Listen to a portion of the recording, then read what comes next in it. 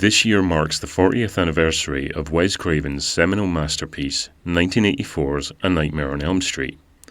A lot has been written and will inevitably be rewritten about this particular film, about Craven's inspirations for it, how it burned its way into the pop culture psyche, giving its villain Freddy Krueger and subsequently the actor Robert Englund global recognition, how its various sequels over the next 2 decades hit highs and lows until the arrival of a frankly insulting attempt at a remake finally seemed to bring it to a standstill only 9 films in, while other franchises have endured many more entries, many more cycles, and greater longevity. There is already a dizzyingly comprehensive and brilliant look at the mechanics of these films and the stories behind them. Never Sleep Again, The Elm Street Legacy. This 4-hour documentary, along with a 4-hour disc of supplementary materials, is a love letter to the makers, the fans, and the series, clearly made with huge passion for all the elements, be they hilariously misguided or born from the more thrilling craft. Elm Street has an enormous global fan base, and I'm sure they will each have their own take on this anniversary period. And so, in a hope of avoiding too much repetition, here's mine. So where do me and Elm Street first meet? Well, here's a very vague memory. I would be maybe 4 years old.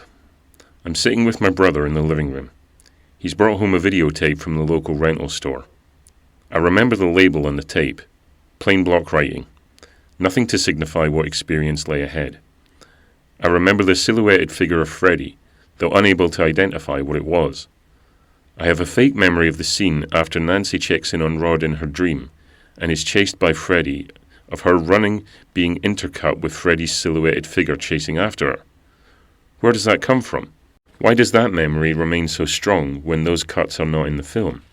Or at least no version that I've ever seen since I was able to watch and retain a memory of these movies.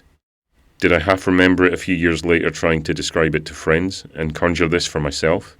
Who knows? The next most striking memory of the movie isn't even really about the experience of watching the movie. It's about the VHS sleeve. As a young child, still way too young to be looking at these kinds of movies, thank you semi-negligent parenting, I would go into my local video shop and browse the horror section unchallenged. Thank you negligent society. I remember distinctly turning the back of a VHS copy of Elm Street once and seeing a still image of the centipede, or is it a millipede, coming out of Tina's dead face. I remember being so ill after looking at that image I barely ate for days, because I couldn't block out how disgusting it was. This would also happen around the same time, halfway through watching The Fly, when Brundlefly pukes up the green digestive enzyme on his food. Anyway, the Elm Street image really hurt me to the point where I still have to turn away during that scene. It's too grim. Elm Street became what now might be termed as an unhealthy fixation. It wormed its way into my head so much, and yet even on repeated viewings I was still scared and completely grossed out by it. I would tape it off the TV, have it on a weird loop, and then tape over it convinced I never wanted to see it again. It was too gross.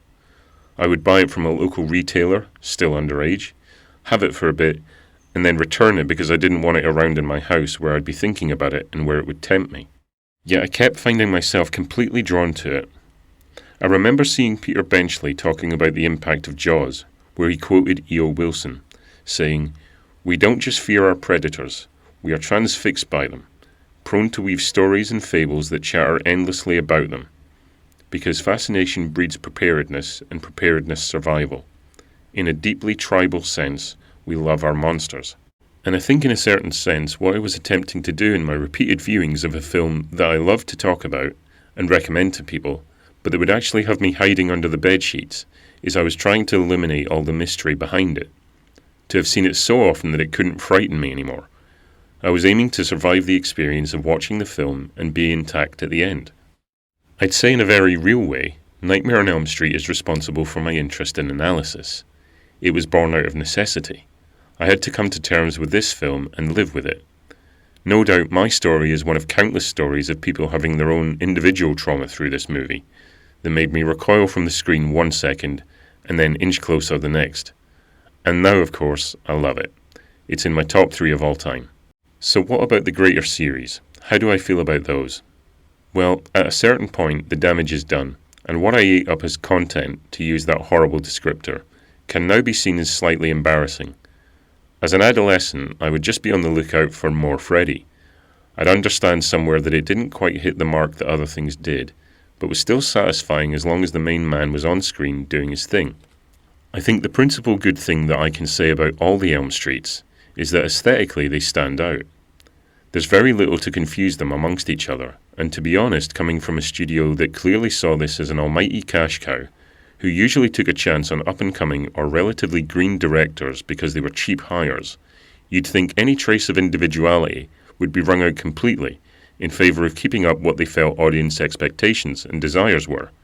And yet, money issues aside, a lot could be learned from the New Line model. But maybe Elm Street, as formula as it sometimes is open to directors with a strong visual sense, and that there's nothing particularly scary to a studio about going wild, because in the dream realm anything can happen, and thus be accepted by the audience. Perhaps that generated less fear about the end result, though toxic in its own way, creating inferior films because they'd already set a release date, not to mention budget limitations, etc. The point is, each film has its own unique appeal and style, and that really helps set the series apart against its big horror competitors, Halloween, Friday the 13th, etc. Largely identikit production line looking fodder, these films are also guilty of the quick turnaround mentality, but lacking one key thing: personality. Michael Myers, Jason Voorhees have no distinct personality beyond their creative kills. Mute, masked killers with no expression and no character.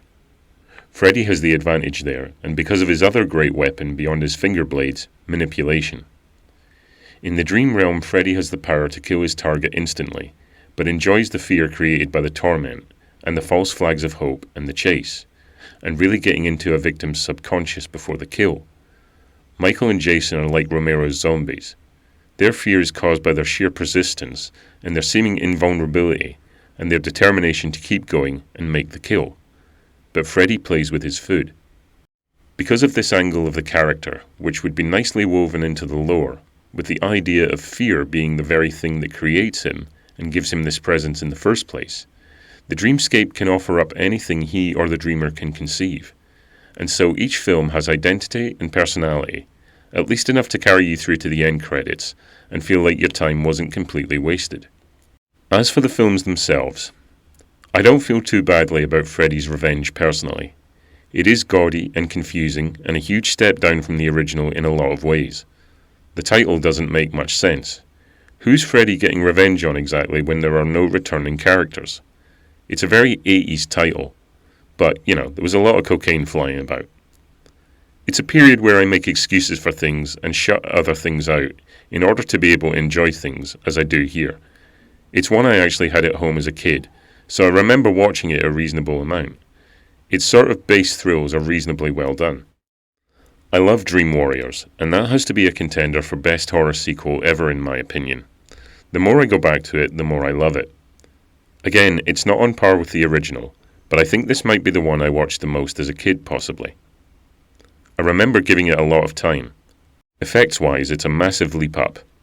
I care about a lot of the characters in it, and think this is the borderline nasty funny Freddy, which just stays inside the lines enough to still be scary. Still packs a really good punch. It weirdly took me a long time to get round to watching The Dream Master and The Dream Child. I have no real idea why. I guess they hadn't been televised, so no easy access in that department. My siblings and cousins didn't own copies like the others. I in fact didn't get round to watching 4 or 5 till I purchased the 1999 Region 1 box set containing all the films, with the bonus Nightmare Encyclopedia disc. I really love the visual aspect of Nightmare 4.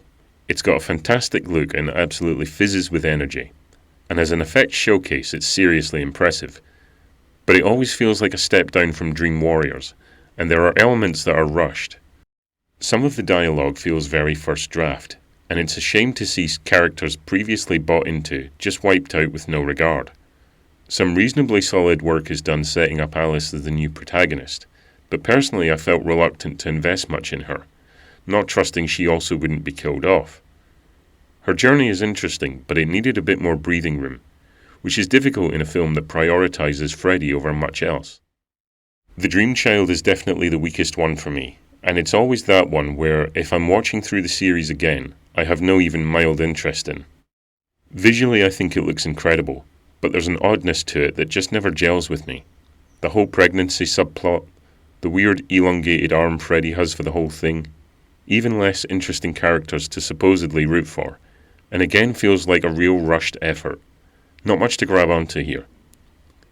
Freddy's Dead was one I enjoyed a lot as a kid, and my own consideration of it is that while I don't think I can make a case for it being a good film necessarily, I am able to enjoy it as a piece of entertainment much more than Nightmare 5. I feel like by the time of Freddy's Dead, the damage is essentially done, so you might as well have fun with it on the way out.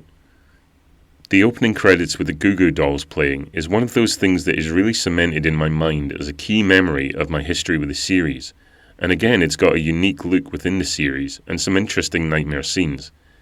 But it's very far from glory days now. Oh, and the 3D obviously was bollocks, and didn't work a bit on home video, but I think it's quite fun. Wes Craven's New Nightmare. That's one I had a difficult time with as a younger man, because it wasn't recognisably what I was used to. But I had no idea that the experience was shared by so many. I think it's great it's had such a re-evaluation, and it's a strong film with a real strong core idea.